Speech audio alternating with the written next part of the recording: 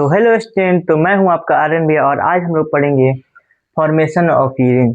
Urine कैसे बनता है तो चलिए जानते हैं। सबसे पहले ब्लड एफ्रिएंट आर्टियोल से आती है नेफ्रॉन के अंदर, ठीक ना, जो कि बहुत ही गंदा ब्लड होता है और यहाँ से साफ होने के बाद एफ्रिएंट आर्टियोल से चले जाता है और जो वेस्ट प्रोडक्ट होता है वो बर्मन्स कैप्सूल में चले जाती है, बर्मन्स कैप्सूल में, ठीक ना। और इस वेस्ट प्रोडक्ट को हम लोग बोलते हैं इनिशियल फिल्ट्रेट।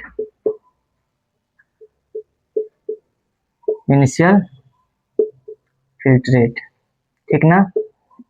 इनिशियल फिल्ट्रेट में आ जाता है nitrogenous waste, glucose, water, amino acid, excessive salts, जो कि ब्लड से फिल्ट्रेट होने के बाद निकलती है। और पीवाईक्यू में क्वेश्चन आया था, फिल्ट्रेशन ऑफ ब्लड होने के बाद इनिशियल फिल्ट्रेट को कौन कलेक्ट करता है। तो बहुत सारे बच्चों ने इसका जवाब दिया था, कोई दिया था यूरेटर, कोई दिया था कलेक्टिंग डक्ट। तो इसका आंसर गलत हो जाएगा, इसका आंसर हो जाएगा बर्मन्स कैप्सूल। सबसे initial filtrate इंटर्स into Burman's capsule of the nephron. Initial filtrate कहाँ पे इंटर करता है? बर्मन्स कैप्सूल में, ठीक ना। और इस पहला स्टेप को हम लोग बोलते हैं ग्लोमेरुलर फिल्ट्रेशन, ठीक ना। तो चलिए इस नेक्स्ट स्लाइड में हम लोग पढ़ेंगे सेकेंड स्टेप। हम लोग पहला स्टेप में पढ़े थे ग्लोमेरुलर फिल्ट्रेशन, जो ग्लोमेरुलर फिल्ट्रेशन होने के बाद इनिशियल फिल्ट्रेट बर्मन्स कैप्सूल में इंटर किया, ठीक ना। उसके बाद हम लोग पढ़ेंगे सिलेक्टिव रीअब्जॉर्प्शन। तो चलिए जानते हैं, जो इनिशियल फिल्ट्रेट होते हैं जाते जाता है तो ये कैपिलरीज बोलता है, जो कि चारों ओर नेफ्रॉन के बाहर सराउंडेड रहता है, ठीक ना, सराउंडेड रहता है।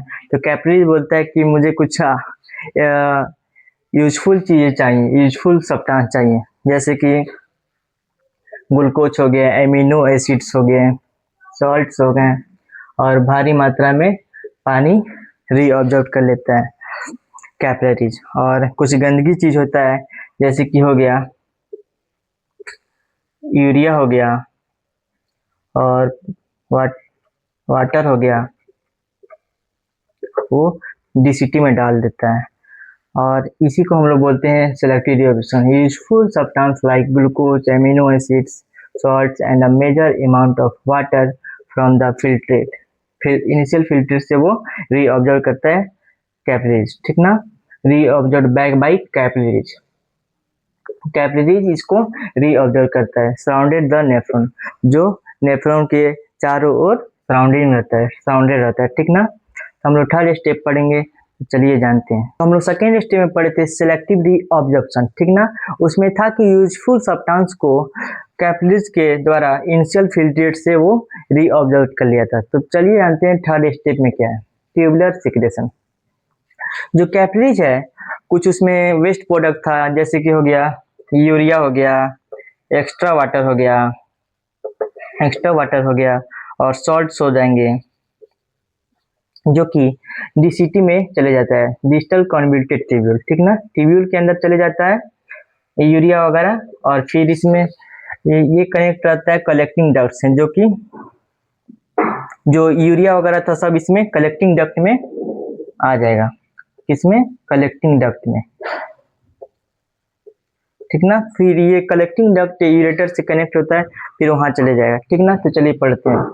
Urea and extra water and salts are secreted into the tubules.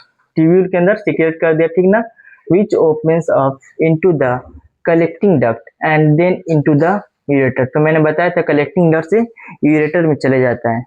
तो कमेंट सेक्शन में बताइएगा, मुझे आशा है कि ये वीडियो अच्छा ही होगा, और कमेंट सेक्शन में आप लोग जरूर बताइए कैसे लगा आप लोग सबको देख के, और लाइक सब्सक्राइब जरूर कीजिएगा। धन्यवाद।